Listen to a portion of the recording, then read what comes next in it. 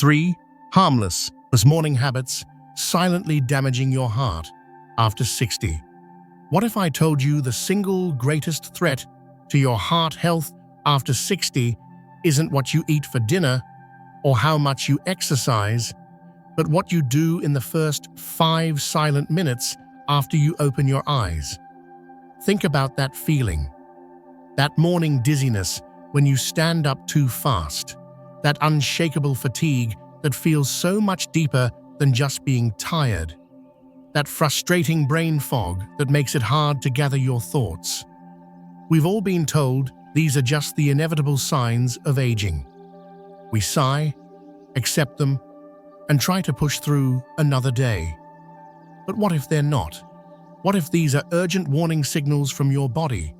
What if they are the direct result of a silent saboteur? A common morning habit so deeply ingrained in our modern lives, we never even think to question it. Today, we are going to unmask 3 of these harmless habits. We will explore how they secretly spike your blood pressure, drain your energy, and quietly chip away at your independence day after day. Most importantly, we will give you the simple, powerful tools to reclaim your mornings and protect your vitality. Before we get started, I'd love to know, how old are you and where in the world are you watching from? Let me know in the comments. Alright, let's pull back the curtain on the first habit. It feels so normal, so necessary, that it has become almost invisible. It's the habit of reaching for your phone within the first few moments of waking up. Perhaps you're checking emails from family. Maybe you're scrolling through the morning news, catching up on messages, or just clearing the notifications that appeared overnight. For millions of us, the blue glow of that screen is the very first light our brain registers. But what is that light really doing to your body? Here's the hidden danger. That seemingly innocent act is like sounding a silent alarm bell throughout your nervous system. The moment your brain shifts from its resting state to processing information from a screen, it's jolted into a state of high alert. Your body, in its ancient wisdom, doesn't know the difference between a stressful news headline and a predator lurking nearby. All it knows is stimulation. Instantly, your adrenal glands are triggered to release a surge of cortisol, the primary stress hormone. Your sympathetic nervous system, your body's fight-or-flight command center, is activated. Your heart rate quickens, and your blood vessels, which were soft and relaxed during your restful sleep, begin to constrict and harden. This all happens in mere seconds, and the result is an immediate, artificial spike in your blood pressure. Now you might be thinking, it's just my phone, it helps me wake up. But let's look at what's happening beneath the surface, especially for those of us over 60. Our cardiovascular system is naturally more sensitive. Our blood vessels are often less elastic than they were in our youth. When you introduce that sudden, sharp jolt of cortisol first thing in the morning, and you do it every single day, you're not just creating a temporary spike. You are actively training your body to operate from a higher baseline of tension. It's like starting a cold car engine on a frosty morning and immediately slamming the accelerator to the floor. The engine will roar to life, but you're causing microscopic damage, wear and tear that you won't notice until one day the engine sputters and fails. I think of my own father. In his late 60s, he began experiencing puzzling morning anxiety, and his blood pressure was always highest right after waking. He ate a healthy diet, he walked every afternoon, but this morning, tension was a mystery. I finally asked him, "Dad, what is the absolute first thing you do when you open your eyes?" He said, "I check my work emails and the stock market. I need to be prepared for the day." He believed he was being responsible. In reality, he was flooding his system with urgency, data, and financial stress before his feet had even touched the floor. His body was waking up directly into a state of emergency. We made a simple agreement. For 2 weeks, he would leave his phone charging across the room, far out of reach from his bed. He was not to touch it until after he had showered and had his breakfast. The change was profound. Within a week, his morning blood pressure readings dropped by an average of 10 points. The morning fog and anxiety he'd grown used to simply evaporated. That one small, intentional change didn't just lower his numbers, it fundamentally rewired the tone of his entire morning, shifting it from one of frantic reaction to one of quiet, personal peace. The solution here isn't about discipline, it's about design. I call it the 10-foot rule. Charge your phone at least 10 feet away from your bed. Make it physically inconvenient to mindlessly grab it. This simple barrier forces you to get up, move your body, and make a conscious decision about when you want to engage with the digital world. Give your mind and body the gift of the first 15 to 30 minutes of the day, completely tech-free. Let your first thoughts be your own, not a reaction to someone else's agenda. You will be astonished at how much lighter, clearer, and calmer your mornings become. But putting down the phone is only the first piece of the puzzle. Because the next habit is something millions of us do every single morning, believing it's helping us, when in reality, it could be putting a dangerous and unnecessary strain on our heart. What is the very next step in the morning routine for so many of us? It's that comforting, glorious first cup of coffee or tea, the rich aroma, the familiar warmth, the promise of focus and energy. It feels like the perfect ritual to start the day. But here's the critical question we so often fail to ask ourselves: what came before the coffee? The hidden danger is this: starting your day with a stimulant like caffeine before you've had a single sip of water can be one of the riskiest things you do for your cardiovascular health, particularly after 60.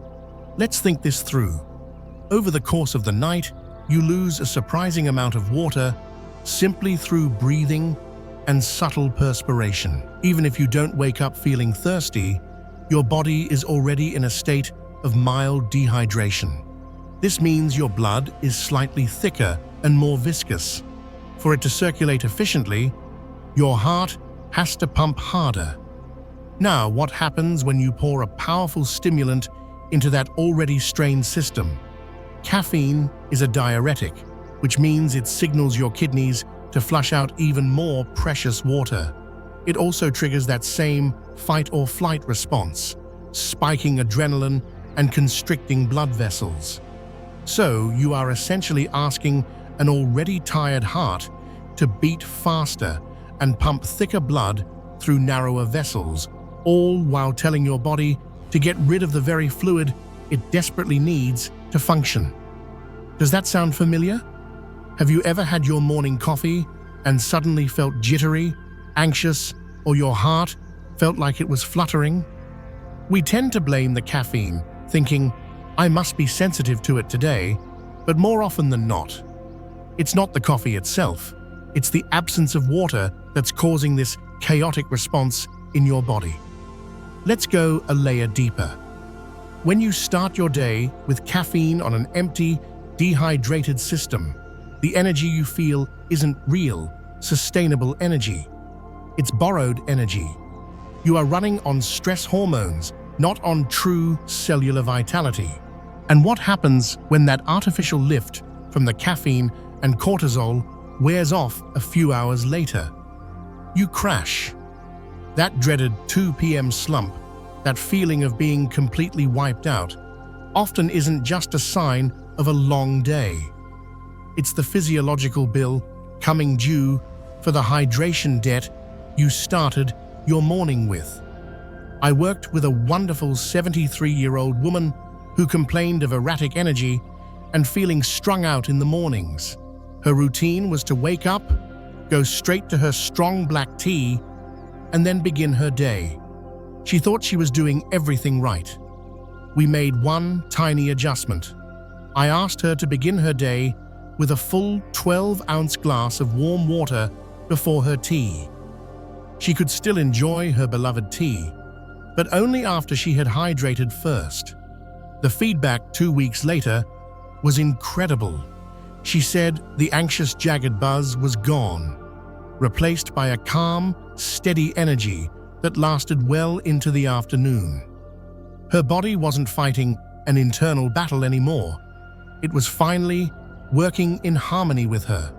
This leads us to a simple yet life-changing solution: the morning glass ritual. Before any coffee, tea, or food crosses your lips, drink one 8 to 12-ounce glass of room temperature or warm water. Why warm? Cold water can be a bit of a shock to the digestive system. Warm water is absorbed more gently and helps to softly awaken your entire body. For an added benefit, a small squeeze of fresh lemon can help support your liver and provide a touch of potassium. Make it easy. Keep a glass and a covered pitcher of water on your nightstand. Make it the most automatic, effortless thing you do upon waking. This one habit doesn't just hydrate you, it calms your nervous system, prepares your body for the day, and acts as a shield for your heart. Now, you've calmed your mind, you've hydrated your cells. But there's one final, crucial piece to this morning puzzle that even the healthiest and most active people I know often get wrong. It's a mistake that happens in the quiet moments of stillness. This third habit is not about something you do, but rather something you don't do. It is the trap of skipping gentle, immediate movement right after you wake up. I'm not talking about a full workout. So many people think, I'm doing fine, I'll go for my walk later this morning. But for your blood pressure and balance, what your body does in the first 10 minutes after waking is far more critical than what you do at 10 a.m. Here's the hidden danger. Your body has a natural process called the morning blood pressure surge. It's a biological alarm clock, preparing your system to go from lying down to standing up and moving. However, if you remain still, lying in bed reading, sitting on the edge of the bed scrolling on that phone, or moving directly from your bed to the breakfast table, you disrupt this elegant transition. The pressure sensors in your arteries don't get the right signal to regulate blood flow. Your blood vessels can stay constricted, and that natural surge can become an unhealthy, sharp spike. This forces your heart to work overtime to pump blood to your brain. This is precisely why so many of us feel groggy, heavy-headed, or dangerously dizzy and unsteady upon first standing. Let's explore this further. The trap of stillness is about more than just blood pressure. Gentle movement first thing in the morning is a form of communication with your body. It does 3 incredible things. First, it activates your lymphatic system, your body's internal sanitation department, which relies on muscle contraction to clear out metabolic waste that has built up overnight. Second, it gently warms your muscles and lubricates your joints, signaling that it's time to prepare for the day's activities, significantly reducing the risk of a strain or injury. And third, and this is absolutely vital for preventing falls, it reawakens your proprioception. Think of proprioception as your body's internal GPS. It's the silent sense that tells your brain where your feet, arms, and legs are in space without you having to look at them. After hours of lying still, this system is dormant. Gentle, slow movements are the reboot sequence that ensures when you do stand up, your brain and body are in perfect communication, keeping you stable, grounded, and confident on your feet. Have you ever experienced that? The days you just sit on the edge of the bed, you feel heavy and off. But on the days you stand, walk to the window, and stretch your arms overhead, you feel instantly clearer and more stable. That is your body thanking you for giving it the signal it was waiting for. The solution is wonderfully simple and requires no special equipment. Before you do anything else, perform a 2-minute wake-up flow. This isn't exercise, it's a gentle activation. 1. While still lying down, slowly point and flex your feet, then rotate your ankles in circles 10 times each way. 2. Hug your knees. Gently pull both knees toward your chest for 20 seconds to release your lower back. 3. Sit on the edge of the bed. With your feet planted firmly on the floor, do 5 slow shoulder rolls backward, then 5 forward. Feel your spine lengthen. 4. Reach for the sky. Inhale deeply as you raise your arms straight overhead, and then exhale slowly as you bring them down. Repeat 3 times. In less than 2 minutes, you have calmed your nervous system, supported healthy circulation, and rebooted your body's stability system. You have successfully navigated the morning blood pressure surge and set the stage for a day of safe, confident movement. So we have unmasked these 3 silent saboteurs: the instant digital jolt, the dehydration from caffeine before water, and the trap of morning stillness. Individually, they seem small, but when combined, they create a perfect storm of stress on your body. You jolt your nervous system, dehydrate your cells, and then ask your heart to work overtime in a system that's not ready. Is it any wonder so many of us feel that our vitality is slipping away? But the most empowering truth is this: you are the author of your morning. You hold the pen. You have the power to write a new script, starting tomorrow. Imagine a different kind of morning.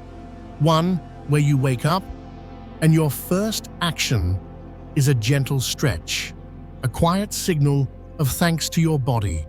A morning where you mindfully sip a glass of warm water, feeling it calm and hydrate you from the inside out. A morning where the first 15 minutes belong only to you, free from the noise and demands of the outside world. This is not about adding more tasks to a busy life. It's about doing less, but with more wisdom. It's about creating a buffer of peace that acts as a shield for your heart, a tonic for your mind, and a foundation for your strength. This is how you trade anxiety for calm, fogginess for clarity, and unsteadiness for confidence. If this message has inspired you to take back control of your mornings, let us know. Leave a comment below with the single word "reclaim" to declare your intention and join the countless others in our community on this journey. Thank you for spending your valuable time with us at Wisdom Free. If this conversation brought you value, please show your support by liking this video and sharing it with a friend or family member who deserves to feel their best. And be sure to subscribe for more insights on living a vibrant, strong, and independent life. Here's to your health, and here's to reclaiming your mornings.